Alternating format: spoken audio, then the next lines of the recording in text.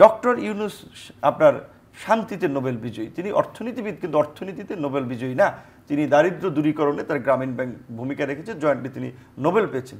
শান্তিতে নোবেল বিজয়ী সরকার প্রধানের আপনার দায়িত্ব থাকা অবস্থায় গোপালগঞ্জের এই 5 জন মারা গিয়েছে বা 4 জন মারা গিয়েছে, হোক সে ছাত্রলীগ হোক সে আওয়ামী লীগ, কিন্তু এই এই আইন শৃঙ্খলা বাহিনীর গুলিতে মৃত্যু কিন্তু আমরা কামনা করি না। এইখানে আওয়ামী লীগ তো চাবে উস্কানি দিয়ে ডক্টর ইউনূসের ইমেজ ক্ষুণ্ণ করা, দেশের ভাবমূর্তি ক্ষুণ্ণ করা। সেক্ষেত্রে সরকার আইন শৃঙ্খলা পরিস্থিতি সংস্কারের পাশাপাশি যেটা আমরা বলি মানুষ যে স্বস্তি চেয়েছিল সেই স্বস্তিটাও কিন্তু আমরা এই জায়গায় দেখতে পাচ্ছি না। এখন নির্বাচনের প্রশ্নে আপনি যেটা বলেছেন সবার উদ্বেগ কিংবা উৎকণ্ঠা, ওয়েন ইজ ইলেকশন, বিদেশিদের অনেকের কোশ্চেন। তো আমি মনে করি যে প্রধান উপদেষ্টার শুরুর দিকে যেই ঘোষণাটা ছিল ডিসেম্বর থেকে জুনের মধ্যে ইলেকশন, তিনি একটা ধারণা দিয়েছেন যে এর মধ্যে তিনি ইলেকশনটা করতে চান। তারপরে আমরা রাজনৈতিক দলগুলো মনে করেছি যে না, এতে আমরা সন্তুষ্ট না, আপনার এই কথা আমরা ভরসা রাখতে পারছি না, আপনি অন্তত একটা মাসকে স্পেসিফিক করেন।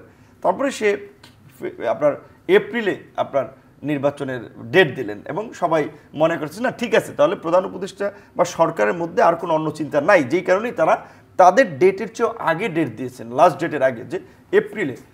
আবার কয়েকদিন পরে আমরা দেখলাম লন্ডনে বিএনপি ভারপ্রাপ্ত চেয়ারম্যান জনাব তারেক রহমানের সাথে মিটিং করার পরে সরকারের কাছ থেকে একটা ডেট এসেছে যে যদি বিচার এবং সংস্কারকে এগিয়ে আনা যায় তাহলে ফেব্রুয়ারিতেও নির্বাচন হতে পারে। তো একবার তিনি ডেট দিয়েছেন ডিসেম্বর থেকে জুন, সেখান থেকে একটা ফিক্সড ডেট বলেছেন আমার এপ্রিল, তারপরে আবার লন্ডনের বৈঠকের পরে বলেছেন আপনার এই ফেব্রুয়ারি। এর ফলে মানুষের মধ্যে আরও কনফিউশন ক্রিয়েট হয়েছে যে এই ডিসেম্বর থেকে জুন, সেখান থেকে এপ্রিল, সেখান থেকে আবার ফেব্রুয়ারি, তার মানে এখানে ডালমে কুচ কালা হয়।